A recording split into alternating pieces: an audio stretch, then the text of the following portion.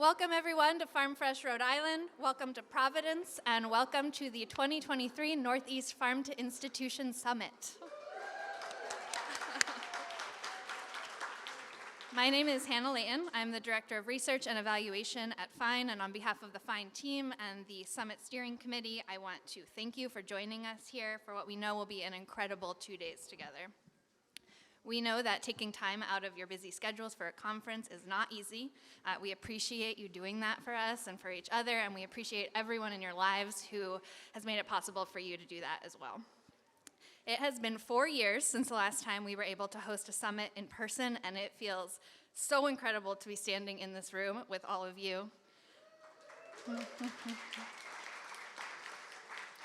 Last week, 315 of you joined us for the virtual portion of the summit. You attended 36 sessions with over 100 speakers, engaged in 38 community board conversations, and attended the premiere of the documentary Seeds of Change. Our hope is that those experiences gave you some tools and some resources and some energy to come together for this portion of the summit and really talk about what's next.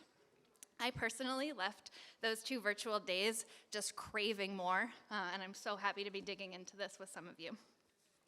By now, you have probably noticed that this is not your typical conference venue. The theme of this year's summit is Community Powers the Food System, and when we were thinking about the kind of venue that we wanted to host the summit in, we knew that we wanted it to feel alive and energized and dynamic. And as such, we wanted to host it in the middle of the action. Farm Fresh Rhode Island sits at the center of our dynamic regional food system as a food hub that connects local producers and markets, and a connector that works on outreach and incentives and education and hunger relief programs and farmers markets and farm to school work and more. I worked at Farm Fresh Rhode Island for a summer 6 years ago, and there were murmurs of this new space that was coming at that time, so it feels really, really cool to be here now. We hope that you will join us in embracing this unique space and that it inspires you and inspires all of us to come up with creative and innovative solutions to the complex challenges that we are all facing in our food system. We want to say a very big thank you to Farm Fresh Rhode Island for hosting us here in this beautiful space and for providing more support than we ever could have asked for throughout the planning process. Harvest Table, who is located over there somewhere, for putting together what we know will be an amazing reception tonight and for being such amazing partners as we have talked about our goals around procurement and sustainability and food waste. Harvest Kitchen, who has provided all of the delicious baked goods for breakfast through their youth culinary job training program. All of our amazing sponsors who you can find throughout the exhibitor hall who have helped us make this an accessible event so that anybody who wanted to attend could. And then our steering committee for their time and their thoughtfulness and their dedication as they have informed the theme and the sessions and our DEI and sustainability efforts for almost a year now. And then finally, all of the many local businesses that are located in the Farm Fresh Rhode Island neighborhood who have opened their doors for us to meet and to eat and to be inspired. Many of our sessions will be taking place within their spaces, and we hope you'll explore and see everything that they have to offer. In a few minutes, I'll share a bit more about what you can expect today and tomorrow. But first, I'd like to hand it over to Jessie Rye, the Executive Director of Farm Fresh Rhode Island.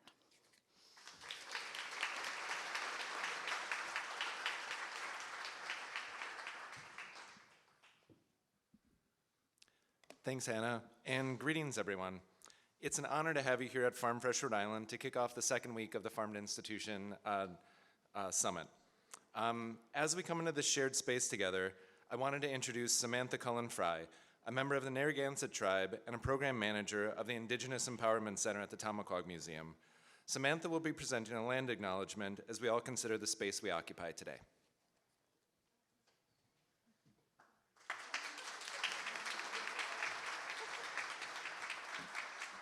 I'm not that tall, and I don't usually use a microphone. Askawikwasin, Wuniman Taban, Nutasawisa Samantha, Kanupiam, welcome. Hello, my name is Samantha, and I welcome you here to the homelands of the Narragansett people. When I got this invitation to attend this particular event, And we often talk about it was like food systems, right? And that's a really strange way to think about food as an Indigenous person. We are intrinsically involved in and connected to this land. And so there's a reciprocal relationship there that is not a separate system or thing or place. And we are related to all of the living beings here. So the ones that fly, the ones that walk on 2 and 4 legs, and all the things that Mother Earth gives to us. And we have seen that change intentionally and systematically over the years, as my microphone falls, where it's an intentional change. This doesn't look like our ancestors' homeland, right? And so our foodways have changed. Our access to be able to cultivate those foodways has changed. And I think it's a very important conversation to have about when we start thinking about things in our communities as far as farm to table, that we are including the voices that have always sort of lived that, and that we're being mindful of the space that we're in. And land acknowledgements are great. Rhode Island is a bordered state now, right? We didn't have borders. But for the most part, it was Narragansett land. Of course, there were Nipmuc people up in the Northwest Territory because we didn't have borders or draw lines. And there's this whole vast ecosystem here that now has changed and looks different, but how do we have a reciprocal right relation with our Indigenous people? And if you're not from here, find out where your Indigenous people are. I encourage you to do that. And have conversations about how to be inclusive in those spaces. As I look around this space, there are so many wonderful organizations, but I don't see any Indigenous farmers. And I don't really see any of us here except for me. And that's okay, but always questioning who's not at the table, for me, is important. We know we have always lived with the land. We have stories about Three Sisters Gardens with corn, bean, and squash. It is something that URI master gardeners have come to learn from us.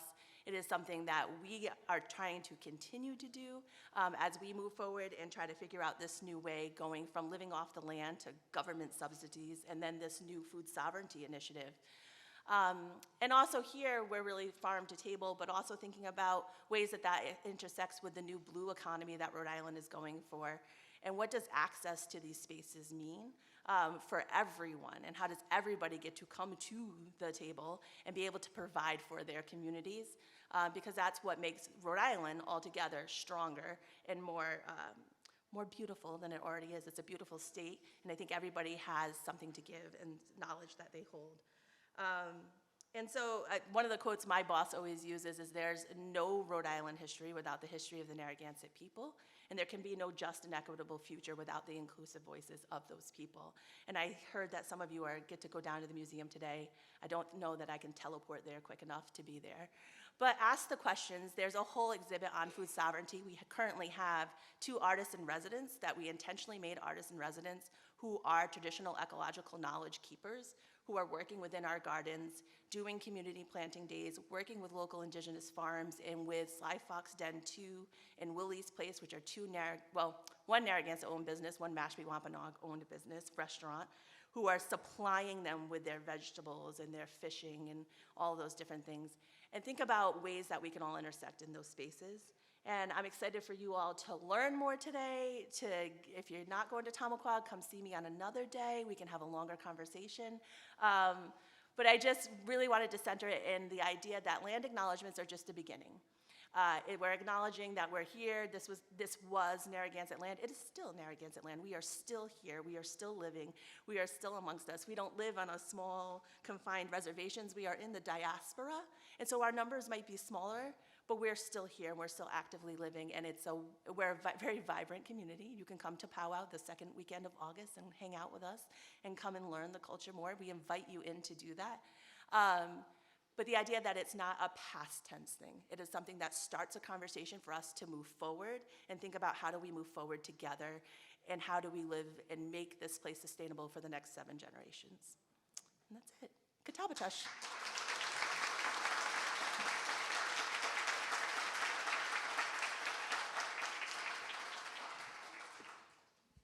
Samantha, thank you.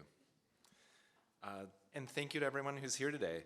It's so exciting to know that the next 2 days are going to be filled with great conversations, reconnecting in person, and the start of many conversations that we might not fully appreciate the impact of until years to come. I think that is one of FINE's impeccable gifts. We all show up in space together. We dream. We talk about things that haven't come to pass yet, and then we go out and we try to do the work. And then FINE is the through line that brings us back together to talk about our challenges, to celebrate our shared successes, and to be back in space together as a group. Today's a really special day for Farm Fresh Rhode Island, too. Sorry.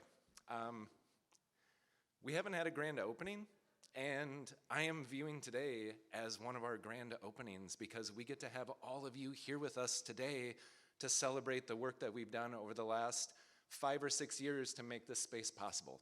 So having you all here is super special for us as an organization because we get to talk about the work that we do day in and day out. I'm seeing a bunch of Farm Fresh folks back in the corner over there.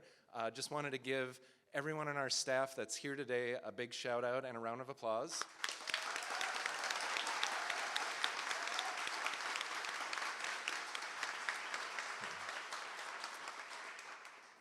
As a food hub, we've been working for the past 10 years to connect farmers to institutions. In that 10-year span, we've delivered about close to $4 million worth of food directly into institutions. If you take into account that those first few years, that was about $5,000 a year, you know that those numbers have grown significantly. We saw our work really take off. I feel like we really hit a stride in about 2016 through 2018. We saw our numbers growing. We were really establishing great relationships with hospitals and schools. And then 2020, we saw a really dramatic shift in how everything happened. Right now, we're in the middle of a dramatic shift in an increasing capacity as well. Thanks to a wonderful partnership with the Rhode Island Department of Education, we're doing work to connect food into K-12 settings that we've never had the opportunity to do before. And we're really excited about that, and we're really excited about all the other institutional customers that are coming back and finding Marketmobile, connecting in with a network of farmers and food makers that really rely on us to help connect them from their farms and their fields and their production facilities into your cafeterias and any other setting that you have. Let's see. And I would just say that FINE has been a through line for Farm Fresh. We couldn't do the work that we do if it wasn't for the community that's developed around these conversations. And on behalf of myself, my staff, we are so thankful to this organization for having important conversations that help us all learn and grow. So, I couldn't think of a better way to celebrate than to invite all of you to be here with us in this space over the next 2 days. Through FINE, all of our work is connected, and there's something so special about being in person again after 4 years. So I think just taking the time, having those conversations, give someone a hug if you haven't seen them in 4 years, just be here as people. Hannah mentioned this as well, but I also wanted to say this. This is a working building. We didn't design it for conferences, although it's looking really great today. However, I just wanted to encourage us all to those moments when we hear a pallet jack going down the service hallway, or when we hear someone yelling down the hallway. Let's all just remember that that's what we're here for. There's businesses, about 8 of them, that are working here, making things, doing their best to survive in today's economy. So I just ask us to all have patience and grace. If that thought got interrupted by something dropping, or if you're hearing someone over there, that's what this space is. And we're really so happy to have you all here with us today. So, as you walk around the building, try to imagine what was here before. We're going to be doing some field trips and talking about what this building is and how it's here. Farm Fresh, in the very recent history, this was a burnt-out brownfield, and there was a building that had a gigantic fire and had crumbled down on itself.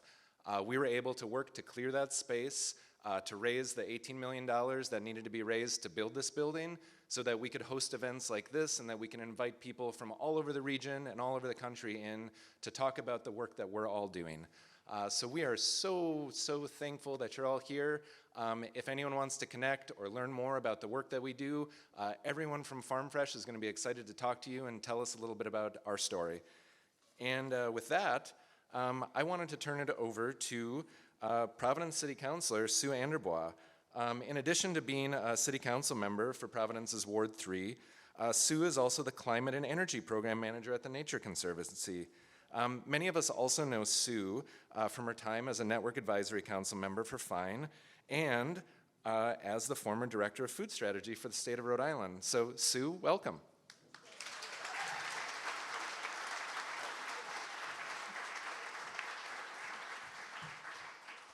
I'm also not as tall as Jesse. Thank you all so much. I want to say, yeah. Do you want to turn? No, I think I got it. First, a huge thank you to Hannah and Peter, Tanya, Dana, and the whole FINE team for their amazing work, not only to support the regional food system, but for choosing Providence for this conference. So we're really excited that you're here. And a huge thank you to Jesse Rye and the Farm Fresh team for hosting and creating this amazing space that brings us all together today. And also a huge thank you to everyone here today, all the attendees, for all of your work every single day, every hour of sleep you've lost, every early morning you've had on a farm or in a cafeteria or in a kitchen, all the work you do to build our regional food systems and strengthen our communities across this whole region. It's just amazing. And also, thank you for coming to Providence today. So Jesse already mentioned, I'm Sue AnderBois. I am a member of the Providence City Council and chair of our council's new special committee on the environment and resilience. And I firmly believe that food systems and the work you all do here today is a major part about how I personally think about building community resilience. So really excited for this opportunity. Jesse already mentioned, I'm also the former director of food strategy here in Rhode Island, the old Julie, if you guys, I believe Julie's probably here today. And most importantly, a former member of the FINE Network Advisory Council. And honestly, being here with you guys today just feels like a really big coming home reunion. It's been so nice to see so many friendly faces, so many people I love, and have already taken Jesse up on the hugging people you haven't seen for a while opportunity. Whoops. But I'm especially glad that you guys all chose Providence for the location of this gathering. And we're here right now at an especially exciting time for food systems in Providence. Also all of Rhode Island, but I'm gonna hype up Providence a little bit more. And we've always really been known for our amazing restaurants and food, but when I'm thinking about food systems, I'm less thinking about tourism and more the type of things that you're doing. So I just wanted to hype up a few of the things happening here today, yeah, so I'll do that. First, you know, you're sitting, we've already talked about it, and one of the most exciting new things here in Providence for the food systems, this Farm Fresh Food Hub. And as Jesse already mentioned, this was years in the making and almost $20 million to achieve. And it's really a testament to not only Farm Fresh's hard work, but to the increasing support from the community for locally sourced food, and also the growth of this part of the economy, which we know are mutually enforcing. People get more excited, there's more opportunities. Jesse and his team work 20 hours a day. You know, they all kind of keep working in tandem.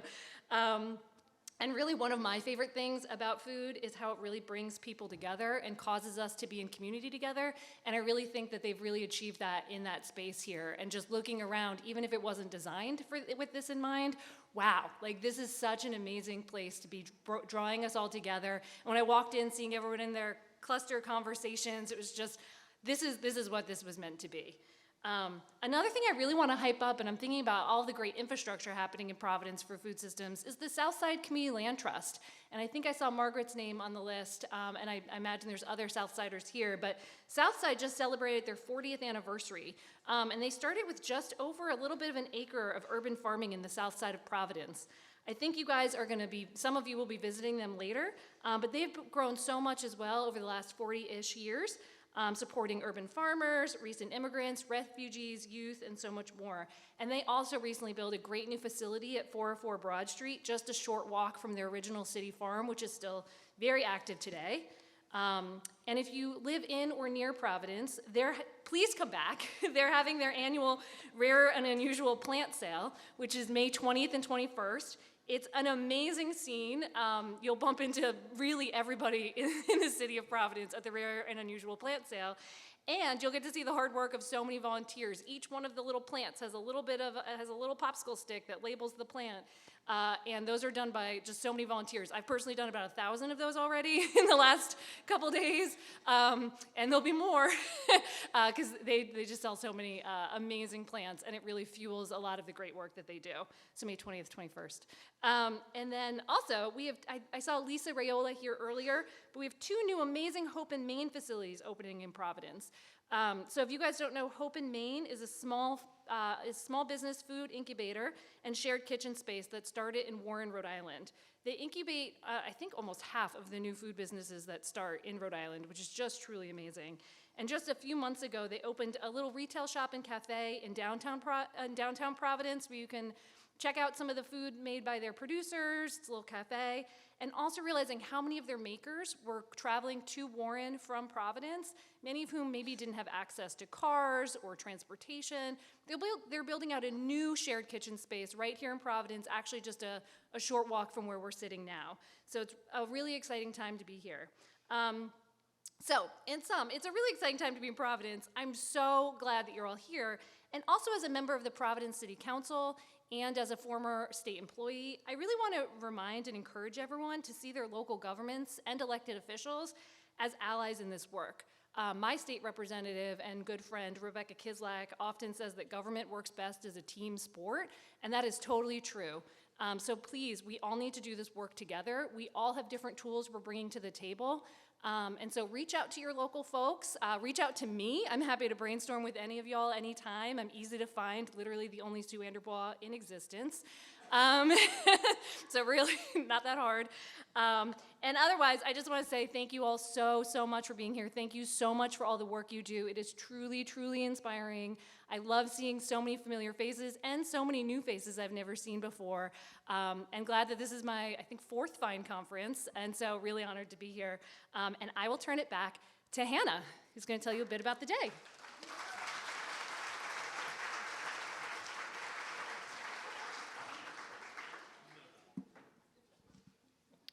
Thank you, Sue and Samantha and Jesse. I have a handful of logistical things I want to share with you before we break for lunch. Over the next 2 days, we'll be meeting throughout this building, utilizing the farm fresh spaces as well as the local businesses that are housed here. This afternoon, you'll have the opportunity to attend a number of field trips, and tomorrow there are 10 strategy sessions for you to engage in. And hopefully you've already found your way to the Whova app where you can sign up and register for those, and if you haven't, please do that.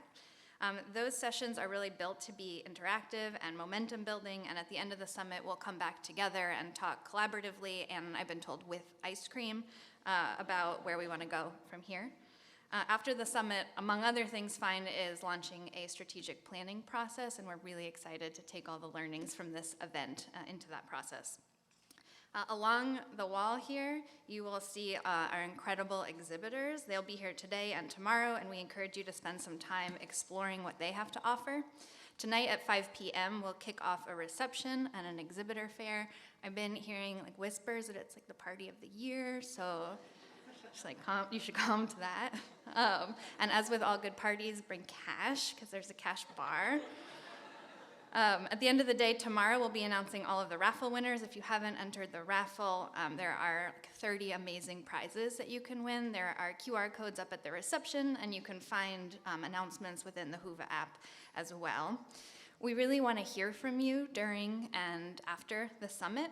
In Whova, you'll find a link to a post-event survey. We really do listen to what you tell us, so please share your feedback with us. You can also find staff or leave a comment right in Whova if you have thoughts that you really want to share in real time.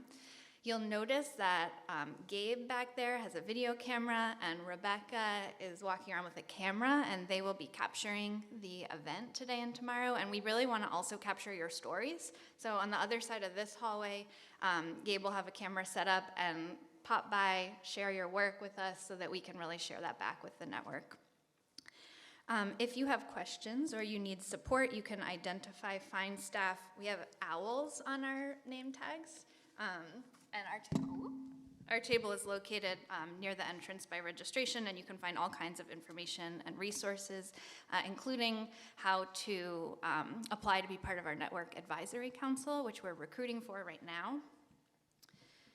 When we break, you'll be able to purchase your lunch from one of 3 local food vendors. There will be 2 food trucks outside with lots of seating, as well as Tallulah's, which is down at the end of the hallway here. And we have about an hour for lunch, and then the buses will be waiting for field trips at 1, just on the backside of the parking lot. So with that, I wanted to send us off to lunch with a bit of a personal reflection. I attended my first summit in 2017 as a graduate student doing research on the relationship between small farms, food hubs, and schools. And as can often happen in this food systems work, I was starting to really feel like I was doing it in a bubble. And I attended the summit with a couple of my classmates. And as I started to attend sessions and meet other people who are doing similar work and connect with folks that had both aligned values and also really fresh ideas about these topics that I had been head down in for so many months, I realized that not only was I not only doing this work alone, but I was actually part of something that was like really huge and amazing happening in this region. And I didn't have the language at the time to describe what that was, but I was like, whatever this is, I want more of that. And the feeling that I was looking to describe was, of course, community. And 6 years later, I'm looking out into this room and I see my research partner who I attended the first summit with. I know this afternoon that my predecessor from Fine, who hired me for an internship after that summit, will be here, and she advocated for me to keep doing this work after she left. I see people who, since 2017, I've had the pleasure of calling my mentors and my colleagues and my friends. I see people from other parts of the country whose work I've been like swooning over for years but haven't gotten to meet. And I see people from my hometown who I get to work with directly and pretty regularly now to influence the food that gets served in the schools where my kids will eat someday. But most importantly, I see a lot of folks that I don't know, and to me that is the really exciting part of this summit. There are over 280 of us attending the next 2 days, and nearly 75% of us are attending for the first time. We range in age from under 17 to over 65. We've been doing this work for less than 2 years and over 20. We are dining service staff, educators, farmers, processors, funders, policymakers, students, researchers, advocates, activists, and more. We represent different cultures, races, and ethnicities. We represent different communities. We are each part of this regional community, and as such, we have a critical role to play over the next 2 days in evolving it, expanding it, and challenging it. I know from firsthand experience that the summit is a place where our community comes together, but more importantly, this is the place where we expand the community, where it evolves, and where it gets challenged to be better, to be more inclusive, to be more equitable, and to be more dynamic. So if you have been doing this work for a long time, I encourage you to invite young people into your conversations, to seek fresh perspectives, and to learn from the lived experiences of people in the room. If you are new to this work, I encourage you to sit down with an elder and pick their brain. And whoever you are, whatever part of the food system you are coming from, and for however long you have been doing this, I challenge you to challenge each other, to challenge the way that things have always been done, and to think creatively and bravely about what we want this community and our impact to look like, because we have big and beautiful work to do together. Thank you, and welcome to the summit.